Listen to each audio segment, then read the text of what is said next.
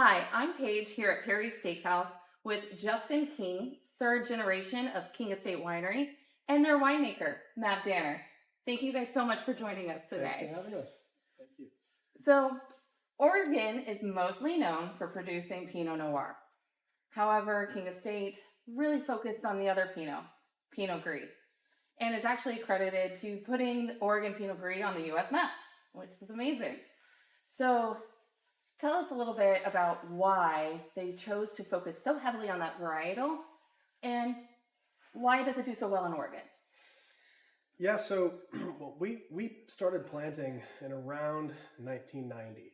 Our first vintage was 1992. At that point in Oregon's history, there was still quite a lot of experimentation happening with varieties that would work well in the different microclimates across the state. And, it really wasn't a time that Oregon was particularly known quite yet for Pinot Noir.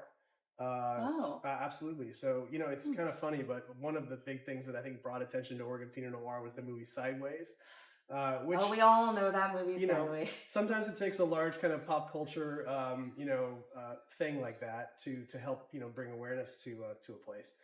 But Well, for that, those who aren't familiar, yeah, Sideways really elevated Pinot Noir and slightly destroyed Merlot, unfortunately. unfortunately, there are some great Merlots out there. Um, so I guess what I'm saying is that at the time, Oregon wasn't really quite yet known for Pinot Noir. So it was really an open question, what was going to work the best and in which climates throughout the state. And, we found that Pinot Gris at our site was just a particularly great site for Pinot Gris and Pinot Noir. So we went in heavily with Pinot Gris initially, and it's still been a big part of our identity. As you said, we kind of helped, I think, put Pinot Gris on the map for Oregon.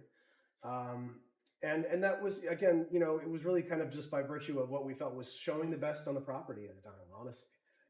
So that's kind of how that came about. And then, Matt, maybe you can answer this for us.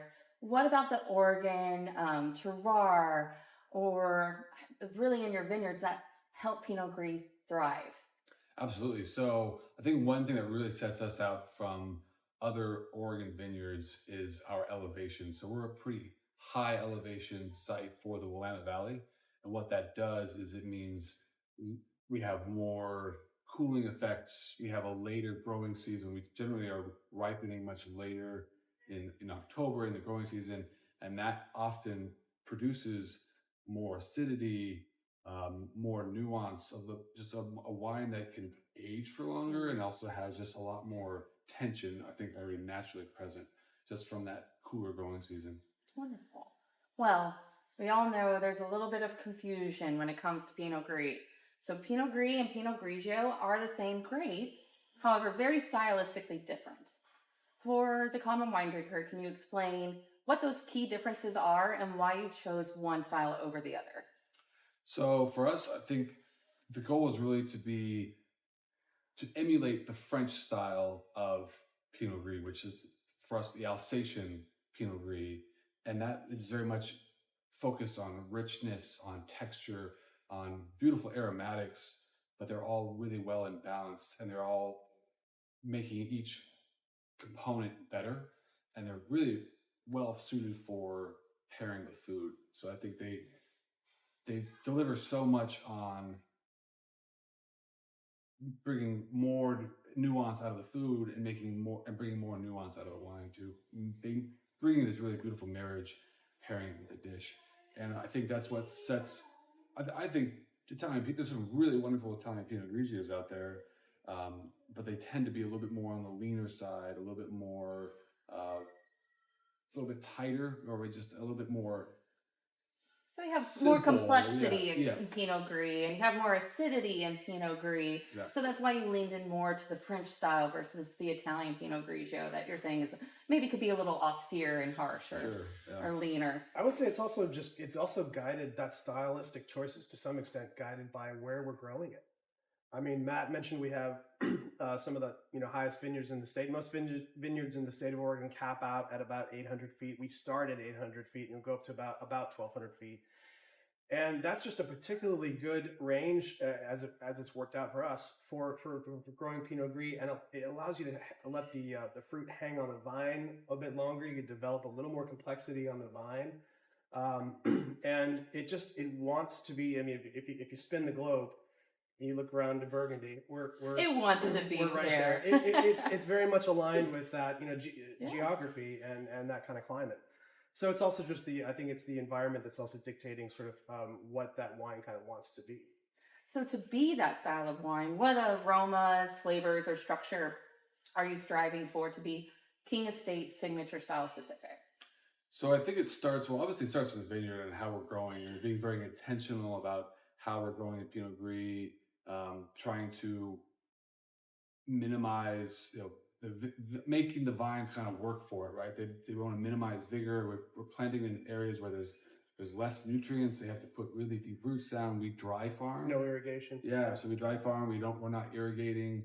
The only time they're getting any water is just from the Oregon rain, which usually stops about in June. So we often have a pretty dry growing season. So we don't have really any rain between June and October most years. And then So perfect time to go visit Oregon. yeah, exactly. Yeah, summer times in Oregon are amazing. But then we really try to push aromatic integrity by cool 55-degree fermentations in stainless steel. So we're preserving a lot of our aromatics. And then we try to build a lot of texture and a lot of viscosity by aging on the lees. So surly aging for 6 to 8 months to really help push a lot of texture and a lot of depth in the wine. Okay, so we got a little geeky here. We did. So just to bring that back to the common consumer, right? We mentioned surly aging.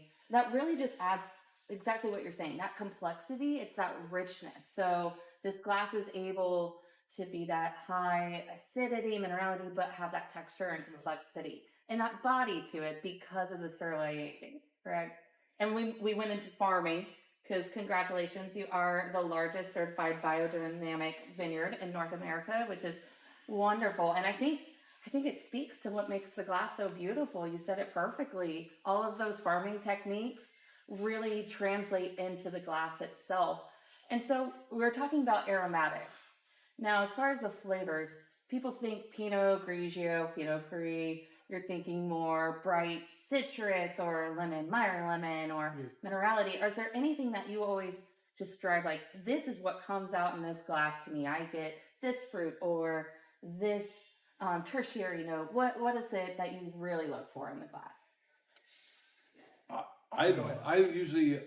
I'm looking for, or I'm hoping you're the one tasting it as you're making it. So exactly. What are we looking for? I think the pear is one that I really like to see, like a fresh pear. And it can vary. Sometimes it's like a green pear, or sometimes it's a Bartlett pear. It's that nice orchard fruit coming through. It's like there's more nuance there. But what's also so beautiful is that it's going to change based on the vintage, the year, the particular vineyard that we're sourcing from. So while we're sourcing from our estate, we're also sourcing from other vineyards, longtime partner vineyards in the Willamette Valley. So it's really going to show those differences, whether it's green apple or Meyer lemon. Yeah, some tropical notes in there as well. Sometimes stone fruit type flavors as well. So So that's interesting because it does. We forget that winemaking is really agriculture. It's farming. So vintage to vintage can be different. So you really focus on just what's best for that wine that year, not necessarily leaning into matching a profile. Is that correct to say? I mean, I would say that the one thing that I would say about that is that we do strive for consistency. Consistency with improvement within parentheses. Because it is an agricultural product and there are differences year to year. And actually you want to kind of celebrate and I think highlight and appreciate those differences too. That's actually part of what makes wine so interesting. Is that vintage variation, but you don't want much variation outside of certain. You want to know that it's that King Estate Pinot Gris you're drinking every time you open that glass. Correct. So within that, though, I think there's a range of change and evolution throughout the vintages. Well, that's exciting. That's the beauty of wine. Mm-hmm. It's ever changing, and it's something you can constantly appreciate and enjoy and talk about with your friends. And speaking of enjoying and talking about with your friends, that's the best way I like to enjoy wine. But when enjoying Pinot Gris, how do you suggest, or what is the best time for you to enjoy? 9 a.m. ish. Yeah, that's a perfect time. Yeah, I agree with that. Well, and again, we mentioned Pinot Gris is still kind of confusing to some people. They think it's Pinot Grigio, or what kind of varietal is it? Because it's not commonly seen on our menus. So how would you translate it to a common varietal you see on a lot of menus? They like, would the drinker who likes Sauvignon Blanc, or would a Pinot Grigio drinker like this, even though it is slightly different, again, more complex and more body, but how would you suggest to lean a guest into Pinot Gris, that bright, crisp white wine? I can give this one a try. I think that if you are a fan of the crispness of a Sauvignon Blanc, but you also are a fan of some of like the body and the richness of a Chardonnay, you can kind of, very loosely speaking, I think you can sort of imagine those things being married together a little bit. Obviously, we don't use any oak. This is all stainless steel. But the lees aging that we discussed plays a big role in creating that kind of creamier, the nice body in the wine. But you get that really wonderful, crisp, fresh Oregon acidity. Yeah, that acidity is definitely showing through. And the brightness of the fruit, the ripeness of the fruit. So whereas Grigio can be a little, sometimes a little thin, or a little bit sort of just, kind of just throw it back. That little patio pounder. Yeah, which is great. That's fine. The Pinot Gris is actually, I would argue, is a little more elevated, a little more complex. It's still just very crisp and refreshing. It's a great patio wine as well. But it's also a wine that you can pair with all kinds of great dishes. Yeah, what would you suggest for this wine, since it is a bright, crisp white wine, like a soft blanc, but again, you said it perfectly, the body of a Chardonnay, a little half-breed. So how would you suggest what flavors or dishes really elevate this wine? I mean, I can take it. Do you have any opinions? Oh, I would say, seafood, poultry, like all those things, even wild game sometimes can really do wonderful things. I think the creamy dishes can work well because the acid can help cut through some of the fat.